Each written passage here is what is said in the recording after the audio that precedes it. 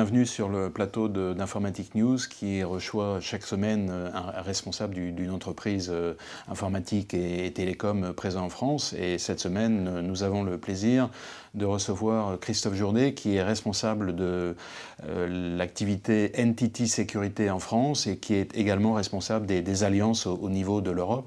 Christophe Jourdet, bonjour. Bonjour. Alors, on commence toujours cette émission par une question d'actualité. Donc, c'est en gros une actualité, un événement, une tendance qui vous a marqué ces derniers temps et qui ne concerne pas directement NTT Sécurité, mais qui évidemment est lié à notre secteur. Bien sûr. Écoutez, je suis allé au salon Cloud Expo à la porte de Versailles. Salon qui était très intéressant, puisque c'est vrai qu'il y a quelques années, on parlait essentiellement du cloud en tant que tel. Et aujourd'hui, il y a toute une partie de cette exposition qui a fait venir un certain nombre de sociétés de sécurité, dont la nôtre. Et je pense que c'était vraiment intéressant de voir toute cette évolution et de voir à quel point aujourd'hui le cloud utilise et doit utiliser de la sécurité au sein même de leur infrastructure afin de protéger au mieux les entreprises. Et c'est vrai que c'est quelque chose qui est maintenant prégnant. On le voyait peut-être moins ces dernières années, en tout cas on en parlait un peu moins. Là aujourd'hui c'est vraiment quelque chose de très concret et je pense que c'était vraiment intéressant de discuter avec tous les acteurs. Ben, on aura l'occasion d'en reparler parce que cela dit, finalement c'est pas, enfin, le contraire eût été étonnant, c'est-à-dire qu'il est normal que la cybersécurité évolue elle aussi vers le cloud. Absolument. Elle sécurise le cloud mais elle-même en tant qu'offre elle est dans le cloud. Absolument. Alors on va parler de NTT Security. Oui. Alors, en fait, vous avez une double casquette, si je puis dire. Vous êtes à la fois le pôle excellence sécurité de NTT, du groupe NTT. Bon, c'est un groupe, on sait, énorme.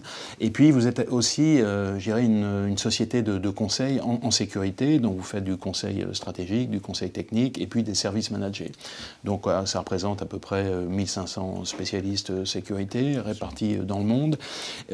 Et donc, dont l'offre passe par soit NTT Communication, soit NTT Data, soit Dimension Data, enfin en gros les filiales de NTT.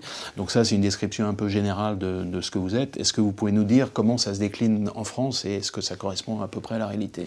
Absolument, c'est exactement ça. On a la société NTT Sécurité a été créée uniquement pour avoir des spécialistes, on va dire des experts en matière de sécurité. Donc au départ c'était pour des besoins internes.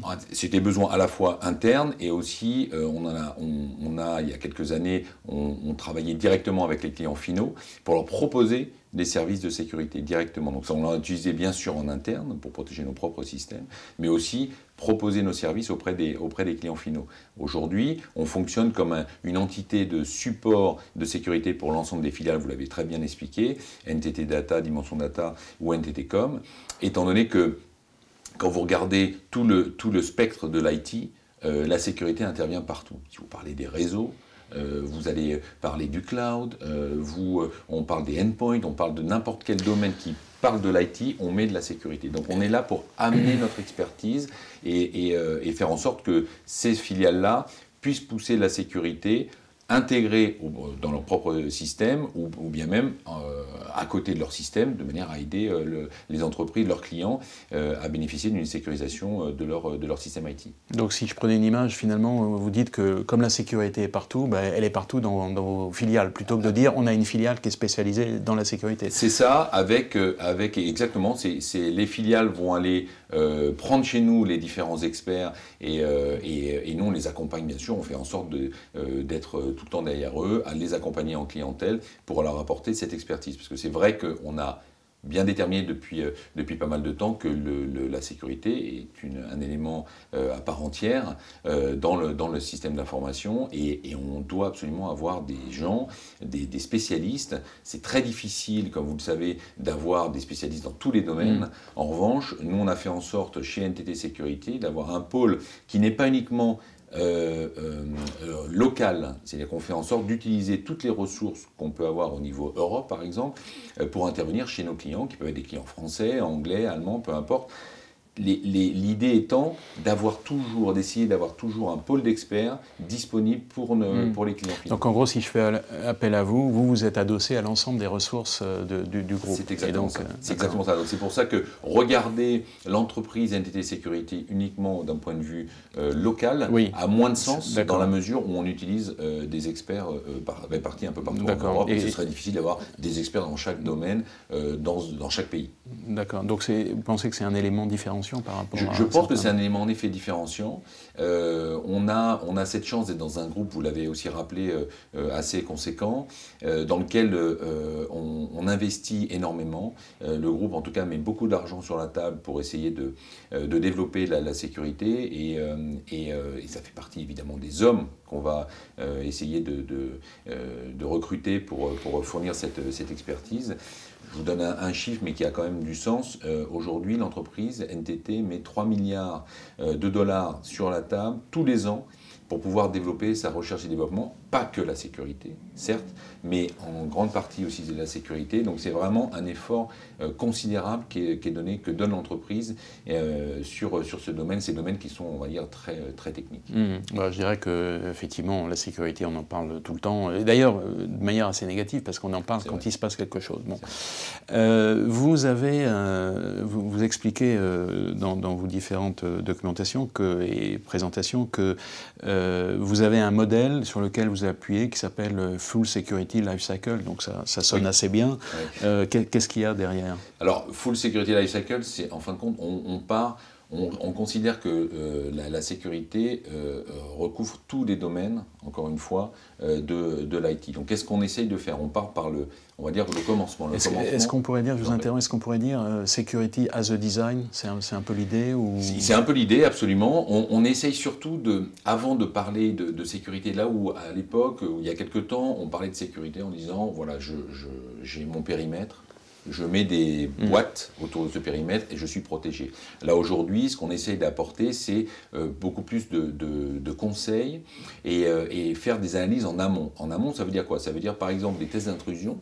L'avantage de faire un test d'intrusion, c'est quoi? C'est de rentrer, d'aller voir un client, de faire une analyse de son infrastructure informatique, regarder quels sont les points, on va dire les points faibles, essayer d'y apporter des solutions, mais on prend ça déjà en amont. On regarde, on analyse et on dit, voilà, attention, il y a des trous à tel et tel endroit. Après, l'entreprise fait ses démarches pour aller essayer de combler, on va dire, ces trous avec ses propres fournisseurs ou via nous, c'est un autre sujet. Donc, on commence par ça. Ensuite, derrière, on va décliner, on est capable de décliner tout de A à Z. C'est-à-dire, on fait la première analyse, on propose des solutions, on peut installer ces solutions, donc les intégrer au sein des entreprises. On peut aussi les gérer au sein d'entreprises à distance, on va faire ce qu'on appelle du MSS, Managed Security Services.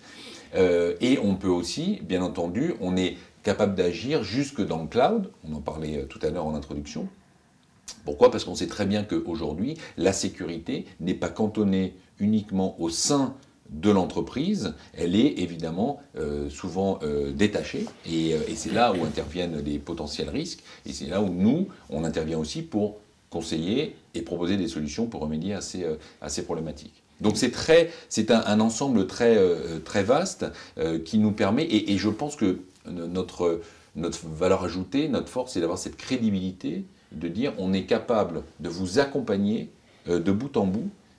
Après, à vous de choisir, encore une fois, si vous voulez notre expertise dans tel ou tel domaine. Ça, c'est à voir avec le client. D'accord, donc ça commence par le conseil et puis ça peut éventuellement se concrétiser par des services managés que vous prenez en charge. Vous avez fait une annonce récemment, donc en gros, c'est de la prévention, de la détection, prévention et réparation d'attaques liées à des infrastructures de botnet. Oui. Donc on en a beaucoup parlé l'année dernière, hein, la fameuse attaque Mirai.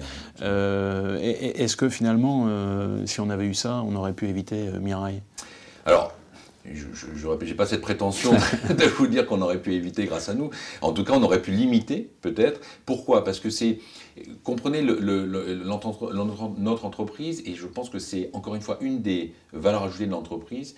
On est un groupe vraiment mondial, avec cette particularité que peu d'entreprises ont, qui voient passer 40% du trafic Internet dans nos pipelines, d'accord, dans nos tubes, on voit passer tout ce trafic. Donc c'est bien représentatif de ce qui s'y passe. Exactement, on y voit beaucoup de choses.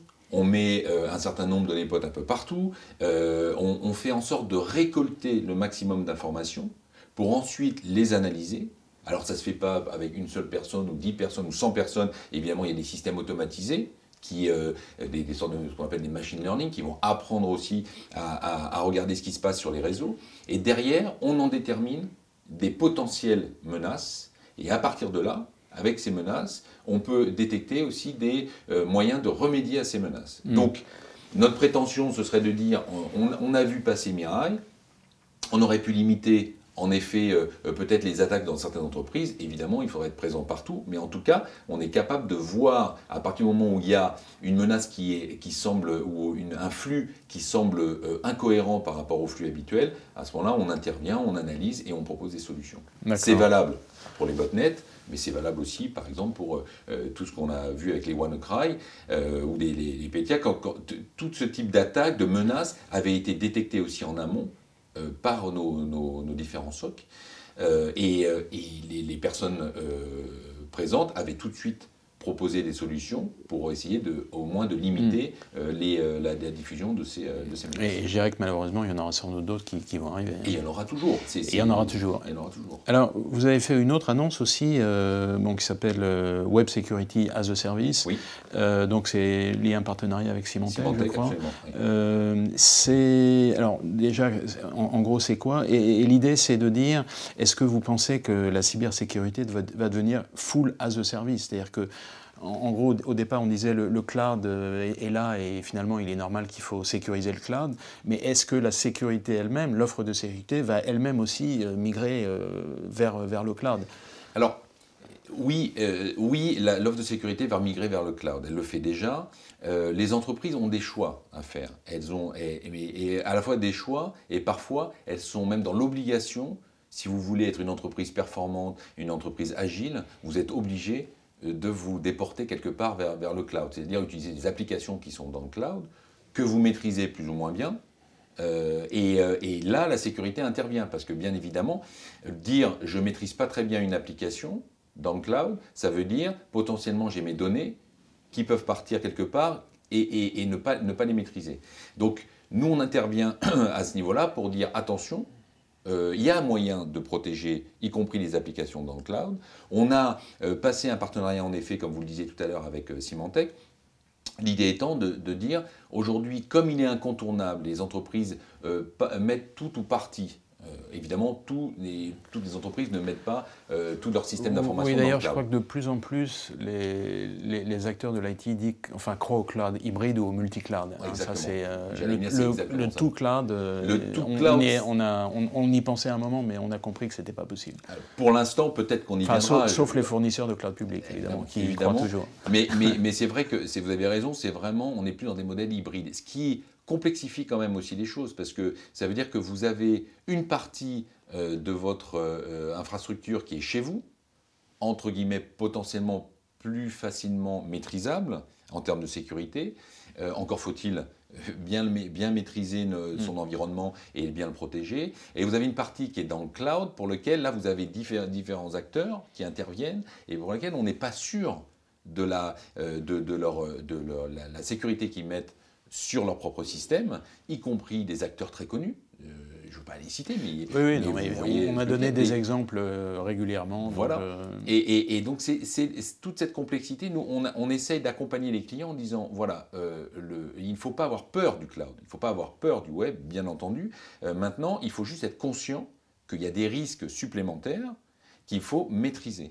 Et là, vous avez des solutions aujourd'hui qui vous permettent de protéger au maximum vos données, de manière à ce que tout ou partie de vos données ne partent pas comme ça dans la nature. On est dans un, si vous voulez, dans un monde où la réflexion en amont est très importante. On fait en sorte de regarder ce qui potentiellement pourrait sortir de chez nous, de notre entreprise, de l'entreprise, et derrière de se dire, est-ce que ça, je peux limiter le déport de ces informations vers le cloud? Est-ce que je dois les déporter? Et si je dois les déporter, comment je fais pour protéger? Donc si vous voulez, cet aspect cloud à la fois hybride et je mets tout ou partie de mes informations dans le cloud, ça doit être vu de la même façon, c'est-à-dire avoir une réflexion sur quelles sont les données que j'ai le droit et que je veux laisser passer, et est-ce que si je laisse passer des données, elles sont vraiment bien protégées. Alors, dernier point que je voulais aborder avec vous, vous avez utilisé le mot automatisation, donc ça c'est clair, et puis aussi intelligence artificielle. Et je rebondis sur une tribune qu'a publié le responsable IMI, voilà, à l'occasion de la conférence la ISW en juin dernier. Il disait, en gros, la question c'est qu'est-ce qui va se passer quand les hackers auront accès à l'intelligence artificielle et au machine learning. Et évidemment, il complétait en disant nous, on sait assez bien puisqu'on pratique ça depuis une dizaine d'années. Oui, absolument. Alors, on en parle depuis peu de temps. C'est un peu plus surprenant d'entendre une entreprise qui dit nous, ça fait 10 ans qu'on utilise le machine learning dans le domaine de la cybersécurité. Oui, absolument. Alors, faut comprendre que notre groupe, qui est donc basé au Japon, a travaillé depuis très longtemps avec des constructeurs automobiles sur place, et on a déporté ça aussi au niveau mondial. Donc on a une certaine expertise alors je vous parle notamment des constructeurs automobiles parce que c'est vrai que c'est plus parlant, mais typiquement on sait que les entreprises de ce secteur mettent des véhicules qui sont de plus en plus connectés, pour lequel le risque est que quelqu'un un hacker, comme on dit, puisse prendre la main d'une façon ou d'une autre et détourner l'utilité de l'objet connecté et faire en sorte que la voiture devienne un danger et non plus... Et la version ultime de ça, ce sera le véhicule autonome, évidemment. Et évidemment, il y aura le véhicule autonome pour lequel, pareil, si on ne protège pas nativement... Et à 100%, il ne faut pas que ce soit... Absolument. Et c'est pareil, c'est de dire, est-ce que je peux protéger nativement ces objets connectés de manière à faire en sorte que quand mon produit sort, quand mon véhicule arrive sur le marché, il est équipé d'éléments qui sont qui ont embarqué déjà une grande partie de technologie qui permet de sécuriser ces éléments. C'est un domaine sur lequel on est en réflexion, c'est plus que de la réflexion, c'est qu'on travaille en partenariat avec ces entreprises-là.